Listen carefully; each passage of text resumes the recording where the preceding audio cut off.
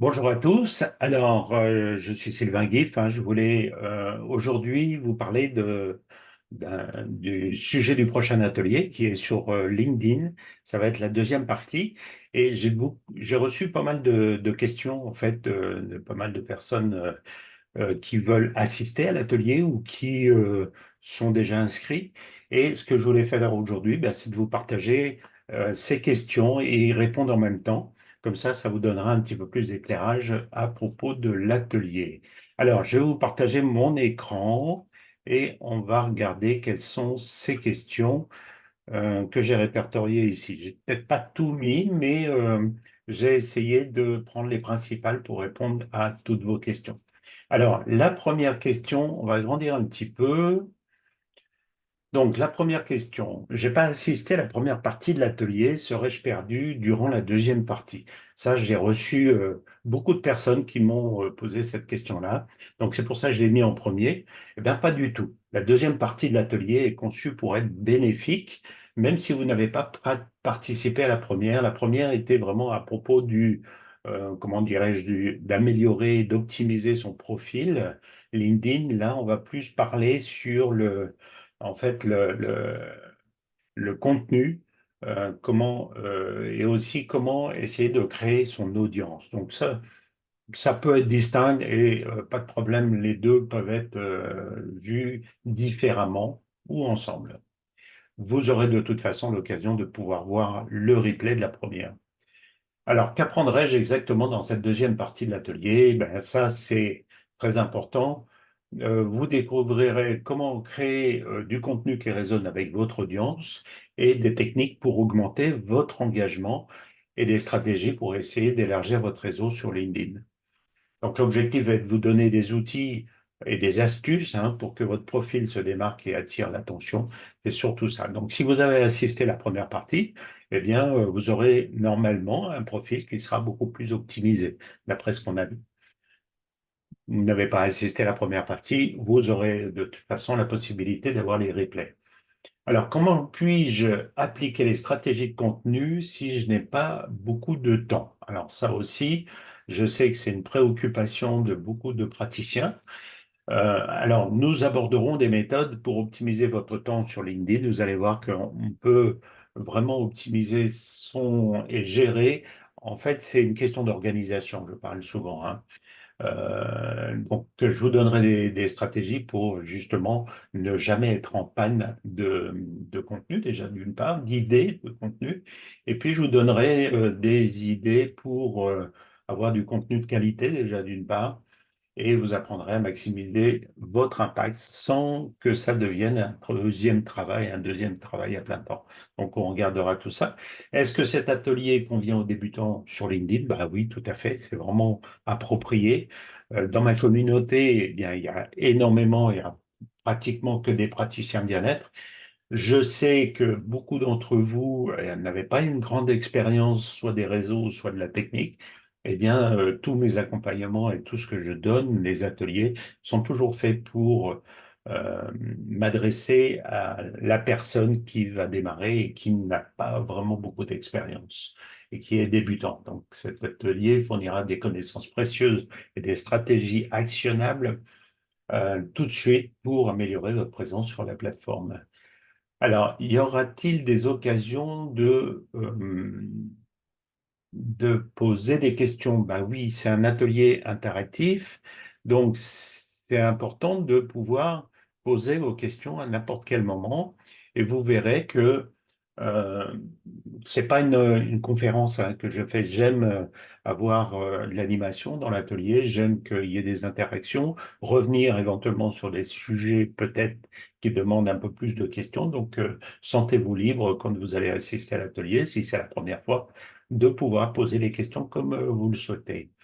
Comment puis-je mesurer le succès de ma stratégie de contenu sur LinkedIn? Encore une fois, là, c'est quelque chose qu'on avait vu dans la partie 1, mais je vous montrerai des techniques pour essayer de bien comprendre si ce que vous avez mis a de l'impact, ce que vous avez posté, est-ce qu'il y a des engagements, comment est votre profil par rapport au profil des autres, etc. Je vous donnerai une petite astuce pour ça. L'atelier fournira-t-il des ressources ou des outils pour aider à la création de contenu?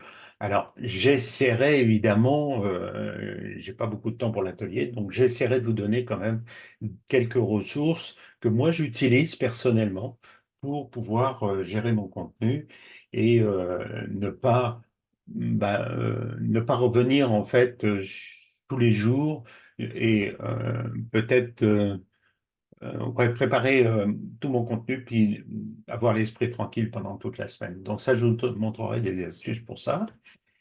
Quels sont les principaux avantages d'améliorer ma stratégie de contenu et d'audience sur LinkedIn? Eh bien, on va voir que souvent on me pose la question, mais à quoi ça sert? Est-ce que c'est vraiment utile? J'ai encore eu la question la semaine dernière, justement, d'une de mes clientes qui me disait, mais est-ce que c'est vraiment utile tout ça? Eh bien, en maîtrisant votre contenu, votre stratégie d'audience, vous pouvez augmenter significativement votre visibilité. Vous allez voir, c'est vraiment important. Établir votre crédibilité et attirer des opportunités professionnelles plus alignées avec vos objectifs de carrière, c'est-à-dire euh, vous allez pouvoir en fait contribuer à avoir une clientèle qui sera beaucoup plus importante et une audience plus importante. Et c'est ça en fait.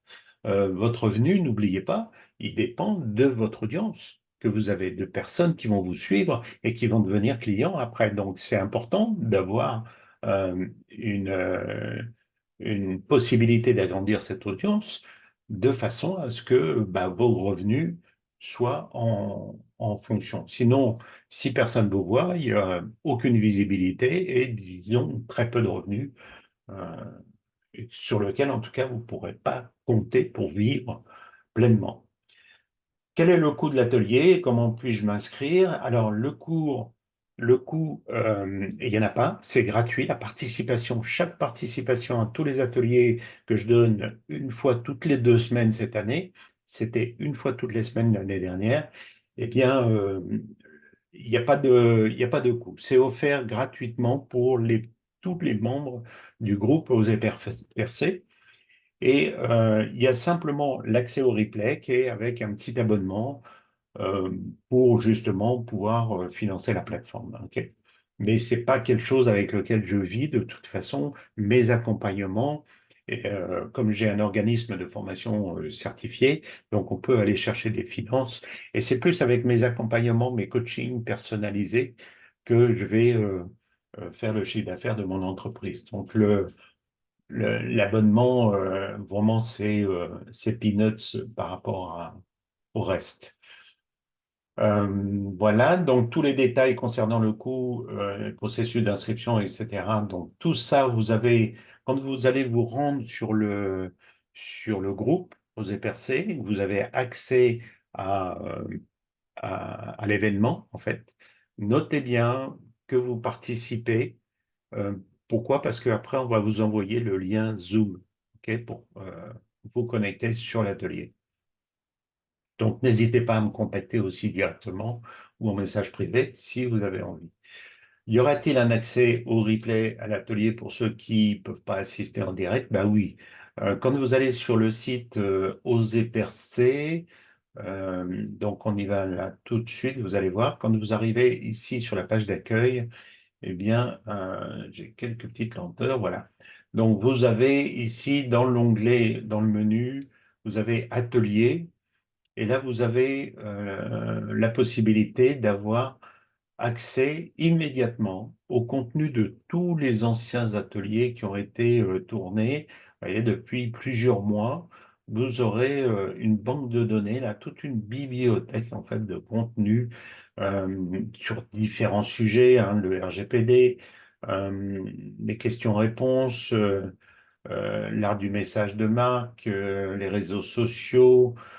Vous avez comment captiver vos clients avec des mots savoureux, comment choisir les mots, l'analyse de vos homologues, comment créer une page à propos, transformer vos prospects en clients fidèles, votre site Internet ne tire pas assez de clients, créer votre site web en 2 heures, la structure de site web qui attire.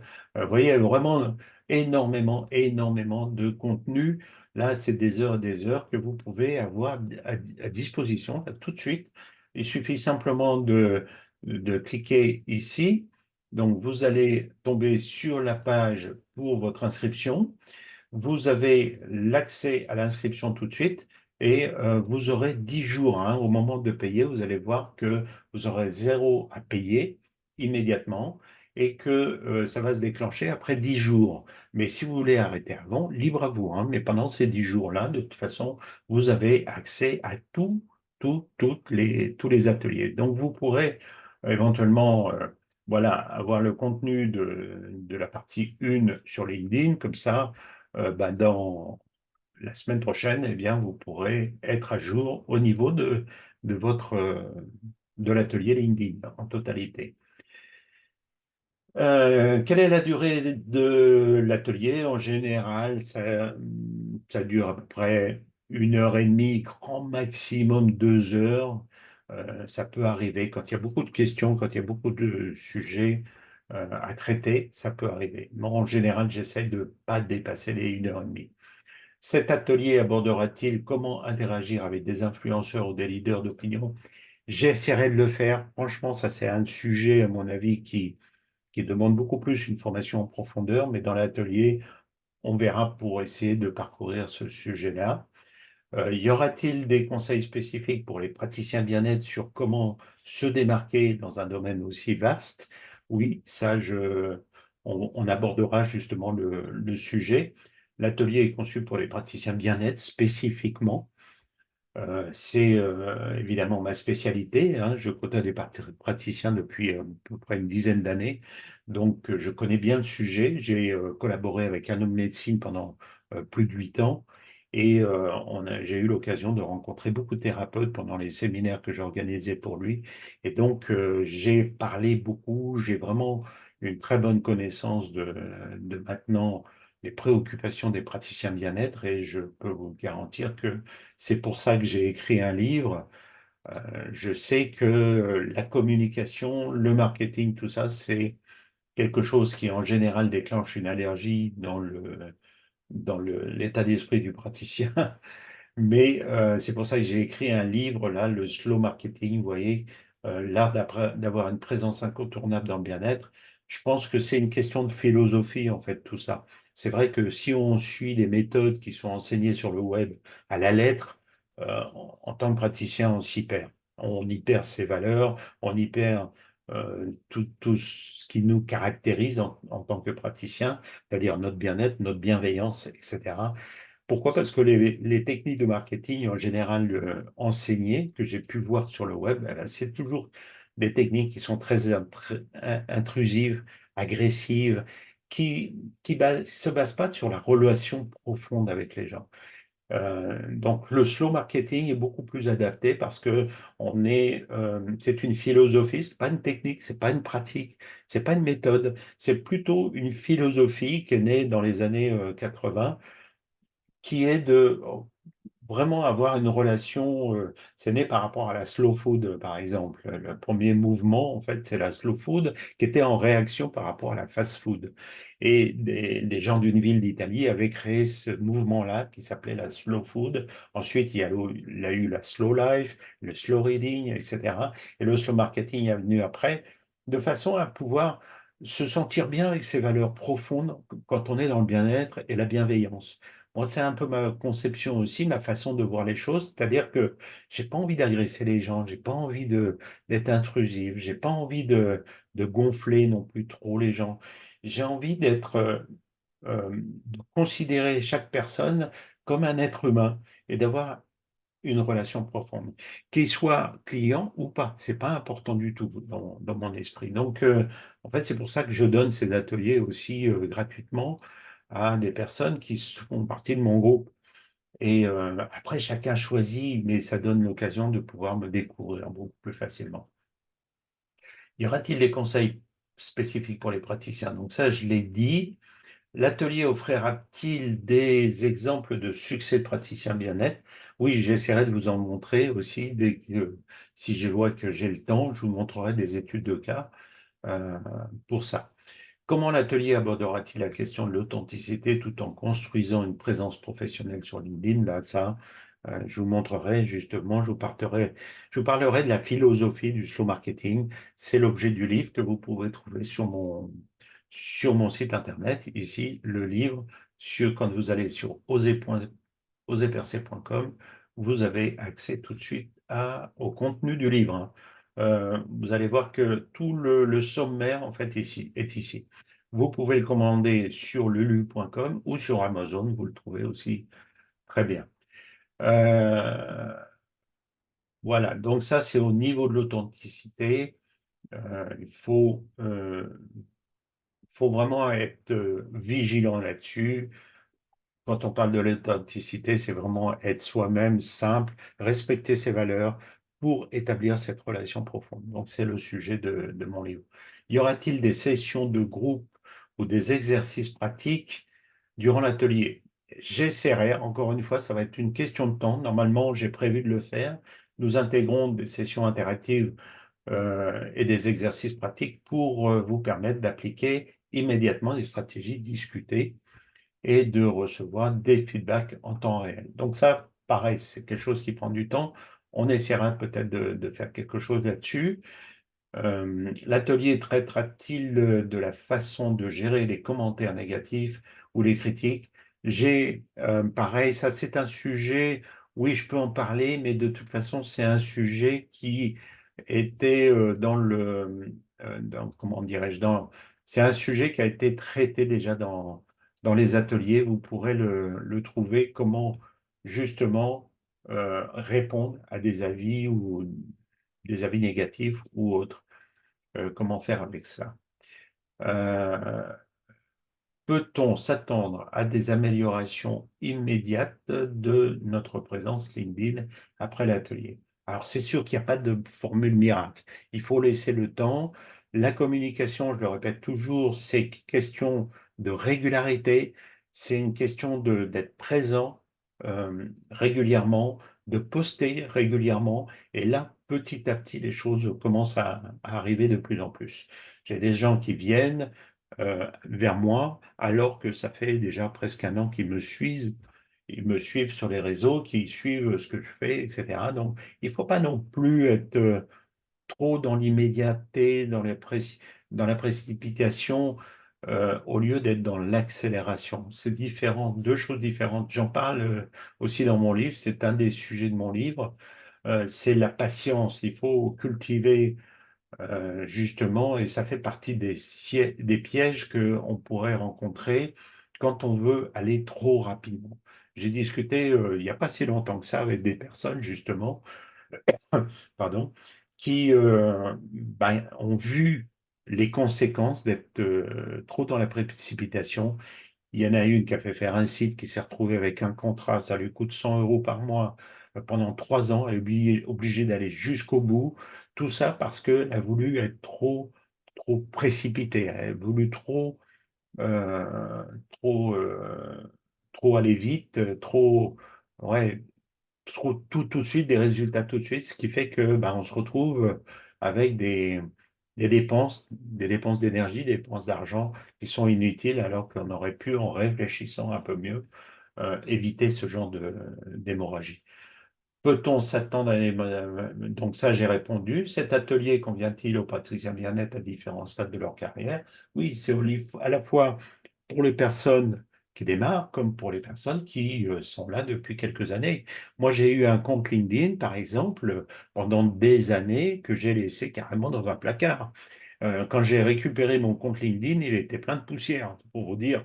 Donc, il y avait très peu d'audience, ça avait rien, un profil pas du tout optimisé. Il y a qu'à peine un an que je me sers de LinkedIn. Donc, en fait, c'est la raison pour laquelle j'ai voulu faire cet atelier, c'est parce que justement, on a tendance des fois à le laisser de côté, ce compte LinkedIn, en pensant que c'est juste une CVTech ou en pensant que ça va éventuellement concerner que les entreprises ou si on veut travailler avec des entreprises.